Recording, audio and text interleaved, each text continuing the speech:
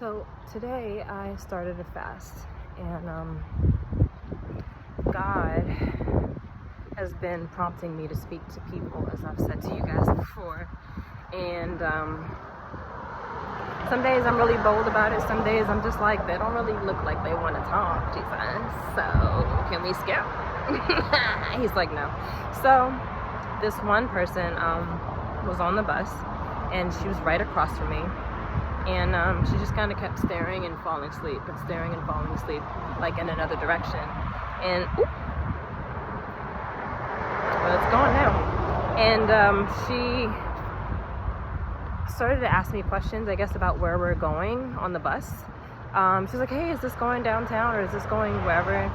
And I was listening to something, and I took out my Bluetooth and was like, "Huh?" And she asked again. I was like, "Okay." And then I put it back in, but she kept like interrupting. So I was like, all right, I feel like this is going to be a God thing. So I was like, let me be patient. Let me sit still long enough to see if this is going to be one of those things. And it happened to be that.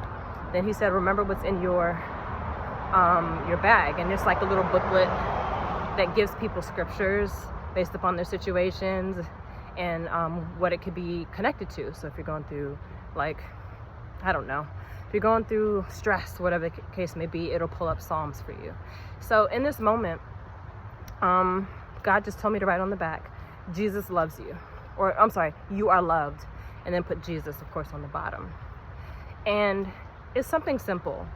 And I think people don't recognize that not many people, as I've walked on podcasts, I've watched on just talk shows in general, that not many people, not many Christians are letting other people know that they are loved by Jesus. So anyway, I wrote it down, and he told me when to give it to her. And it was when we got to the last stop. We get to the last stop. She looks at me. I'm like, she's probably going to ask another question. I was like, yeah, this is where we're getting off. And I'm like, here, just wanted to give this to you. She's like, oh, thank you. She kind of gives me this look like, one of these again. Well, more like, not but more like, I don't know how to really describe it, but she was just like, you could tell that she might have gotten it before, I don't know.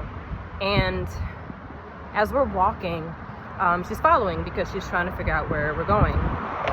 Then when we finally get to my waiting on the bus, she starts to ask me a question. She comes over, she rides over on her scooter, and I see her coming. As I'm listening again, I'm just like, oh, here we go. What is this gonna be, right? And she says, why did you give this to me? Why did you give me this pamphlet? I keep getting this all the time. And before I could answer, she interrupted again. Why did you give this to me? Like, people keep giving this to me, and I don't understand why, like all the time. And God was prompting me to say things like, because he's chasing after you. If God is giving you a sign, and it's from different people who don't even know each other, different strangers, right? People in the store, if it's a message on the TV, if it's a message on the wall, somebody's car, that's Jesus chasing after you. He's like, I am trying to pursue you. You want to know why? Because I love you that much that you're worth pursuing. He said, I will leave the 99 just for you. And I didn't say that part, but I'm saying it to you now, whoever's listening. If you feel like Jesus does not see you, he does not hear you, that your prayers are going to the roof and not to his heart and ears, they are. But if only you believe, if only you have faith, right? And it takes a lot to have faith. He said even the faith of a mustard seed can move a mountain, right? He said also faith comes by hearing, right? Hebrews 11 talks about faith is the substance of things hoped for, the evidence of things not seen. A lot of things are wrapped around faith. So whatever it is that you believe, that is what moves God, the heart of God, right? So when I spoke to this woman,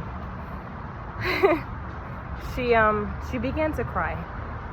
And it touched my heart because I'm noticing why God is prompting me to be obedient, to speak to other people, even if I'm afraid. It's not about me. And I have to keep reminding myself that even if I'm afraid or people pleasing or whatever the case may be, it ain't about you.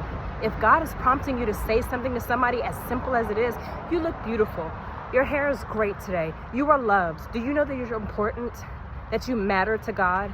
That Jesus really loves you? He knows the hairs on your head. Do you know any of these things about Jesus? And letting them know that, it can change their life. It's planting a seed. So anyway, she seemed really touched. We walked all the way till we got to both of our stops, and then eventually we had to go our separate ways. I told her to follow this channel just in case we get in touch again, in case there's a miracle and she wants to explain it. And I wanted to document this day as like an evidence of Jesus, right? So I'm just super hyped because I don't know what to expect. My hope, of course, is a miracle. My hope is, you know, a testimony, a blessing out of my obedience, hopefully, even if it's not for me, but for her.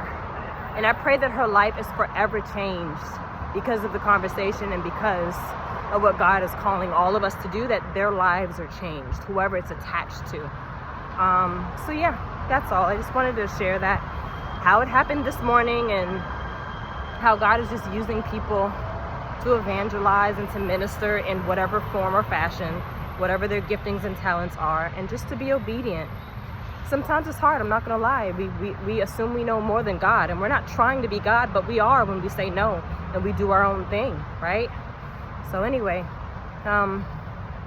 just like her, if there's anybody else out there that feels like they are holding their breath, they feel like Jesus does not love them, they feel like they're too condemned, they feel like they're too ashamed, whatever it may be, Jesus loves you for who you are, no matter what you've done, no matter what you've said, no matter how many times you've ran away. He will continue to pursue you because you're that important to him.